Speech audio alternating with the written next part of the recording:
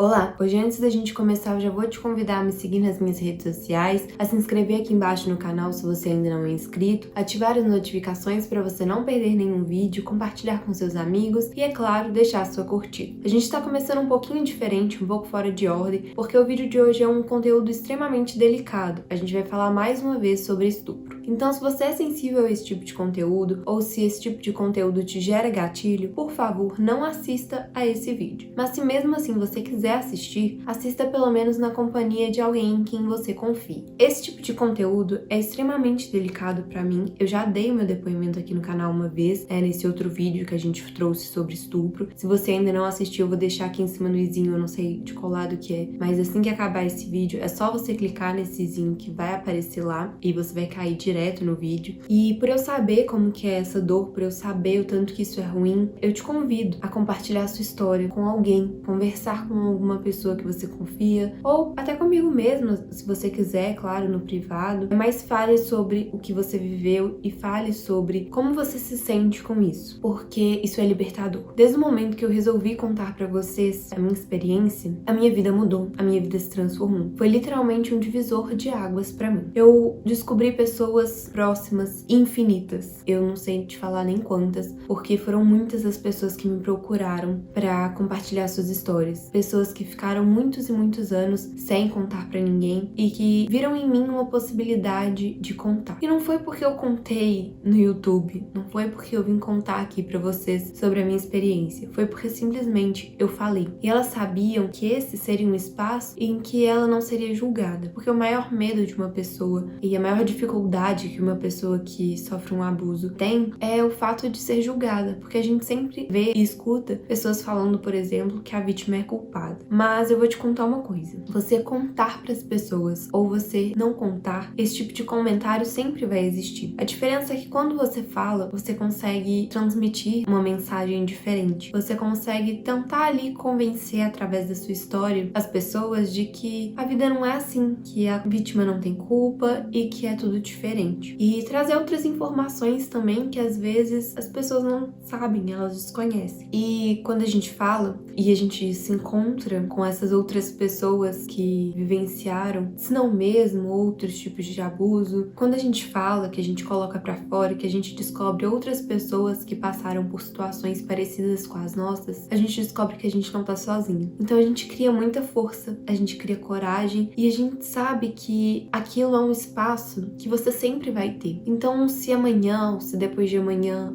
algum dia na sua vida, aquilo voltar a te incomodar ou você se deparar com alguma situação e que aquele sentimento que a gente sabe que não passa, volte a vir à tona, você sabe que você vai ter ali um grupo de apoio, um lugar onde você pode se amparar, em que você pode apoiar, pessoas com quem você pode falar abertamente, que você sabe que não vão te julgar. Então, assim, falem. É claro que eu sempre vou respeitar uma vítima que não queira falar, mas eu te garanto que falar é libertador. Mesmo que as pessoas duvidem de você, mesmo que as pessoas te julguem, mesmo que qualquer coisa. Porque elas vão fazer isso. Só que a diferença é que elas vão fazer isso sem saber que você passou por aquilo. E elas vão fazer isso independente de qualquer coisa, independente de você falar ou não. A diferença é que se você falar, você vai simplesmente se libertar e aquilo não vai te causar pânico. Você não vai ficar sem saber o que fazer. Eu mesma, várias vezes já me deparei com esse tipo de situação que eu não conseguia reagir. Eu começava a tremer, ficava desesperada, porque ninguém sabia. Então era muito difícil conversar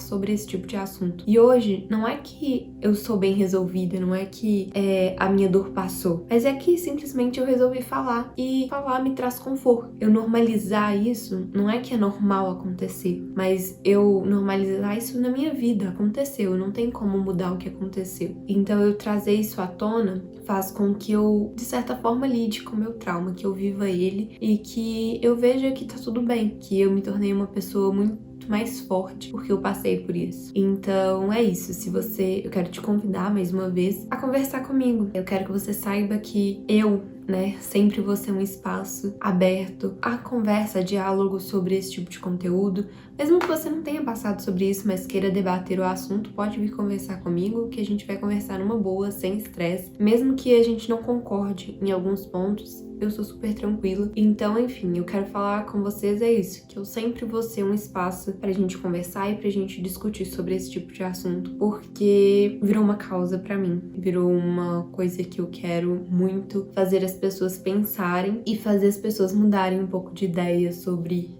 o que é, sobre como funciona. E é por saber essa dor e saber o quanto é ruim você, esconder isso, que eu fui parar pra pensar e pra investigar um pouco sobre. Na verdade, não é de agora, depois do vídeo, isso já tem bem mais tempo, tá, gente? Que eu sei o que é essa dor e que eu sei que o estupro masculino existe e que a gente precisa falar sobre ele porque ele é constantemente ignorado pela nossa sociedade.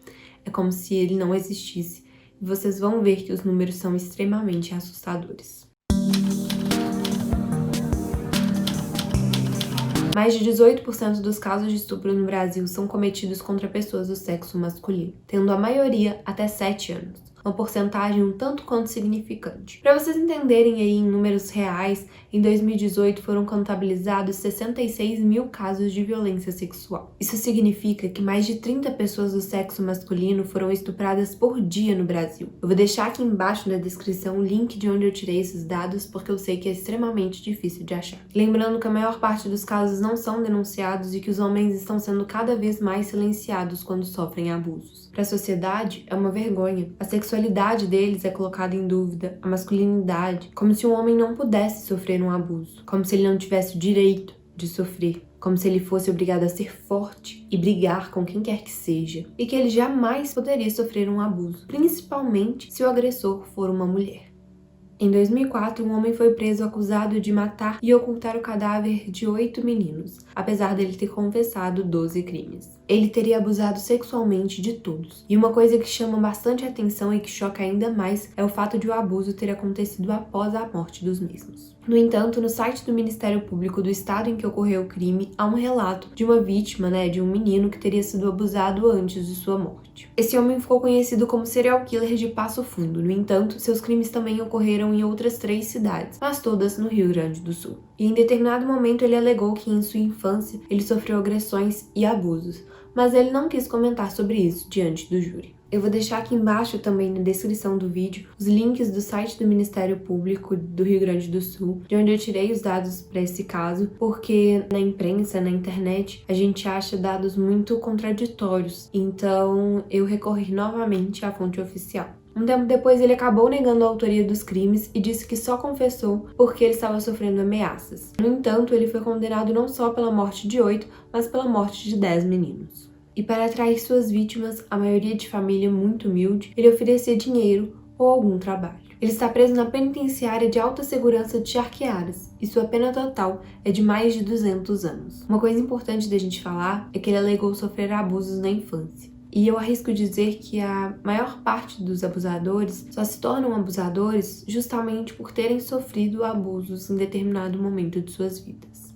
E por que é importante a gente falar disso? Porque a gente precisa quebrar esse ciclo. A gente precisa normalizar a dor masculina. A gente precisa mostrar para o mundo que esse tipo de violência não é exclusivo das mulheres. Muito pelo contrário, existe um número muito relevante de homens que também sofrem desse mal. E isso é importante por vários fatores, mas o principal é literalmente acabar com a cultura do estupro. Porque se a gente possibilita que a dor seja vivida, a gente faz com que as pessoas falem sem medo, sem vergonha, sem preocupar com o que os outros vão falar, sem medo de serem julgados, sem medo de serem ridicularizados ou sem medo até de terem sua palavra colocada em dúvida. Se nós damos visibilidade a todas as vítimas, a gente mostra que esse é um problema do coletivo. E não só, mas a gente também faz com que as pessoas vejam que, infelizmente, isso é normal. A gente vai ter voz, a gente vai conseguir se dar a mão e mostrar para as pessoas que não viveram isso o tanto que isso é errado, o tanto que isso atinge a várias pessoas e não só uma parcela específica da população. Além disso, a gente aprende a trabalhar o nosso sentimento, porque a gente é tão calado quando a gente sofre um abuso por vários motivos, inclusive por nós mesmos, por esse medo do julgamento, que que a gente não trabalha essa dor. E a dor deve ser trabalhada, a dor deve ser vivida. E a gente não deve empurrá-la pra debaixo do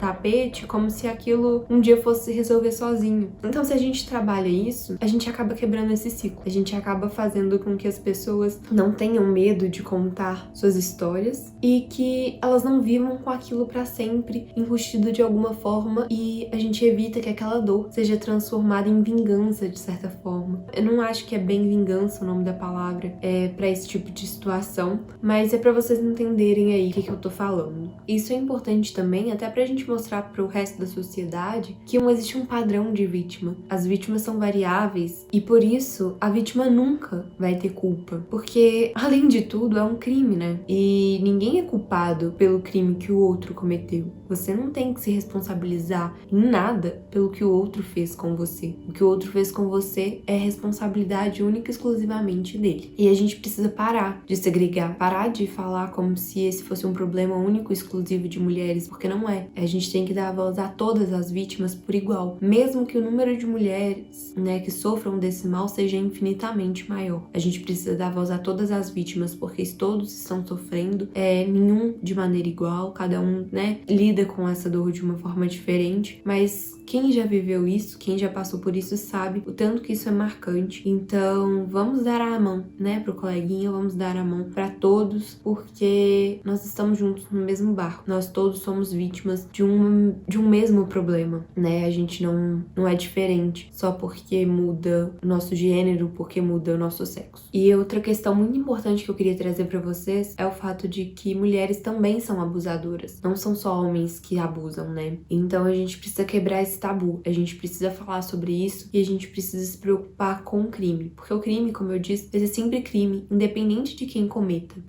Não existe isso de é crime porque foi um homem ou é crime porque foi uma mulher, como se fosse uma coisa exclusiva de um gênero ou de uma sexualidade. Eu tô falando disso porque, por exemplo, essa semana o nude do Thiago York vazou. E muitas das mulheres que lutam contra essa objetificação do corpo feminino, porque isso alimenta, de certa forma, a cultura do estupro, foram as primeiras a comentarem sobre a foto, foram procurar, foram querer saber ali o que estava acontecendo e ir lá comentar sobre, né? Foram as primeiras a estarem ali, né, na linha de frente pra comentar e pra exaltar o nude que vazou. E a grande questão é, gente, crime é crime. Vazar um momento íntimo, vazar uma foto íntima da pessoa é crime independente de quem cometa. E não é porque a nossa sociedade acha que é legal quando é com um homem e acha que é o fim da vida quando é uma mulher que muda a gravidade. Isso também não nos faz enxergar o que o outro tá sentindo. A gente não sabe o que o outro tá sentindo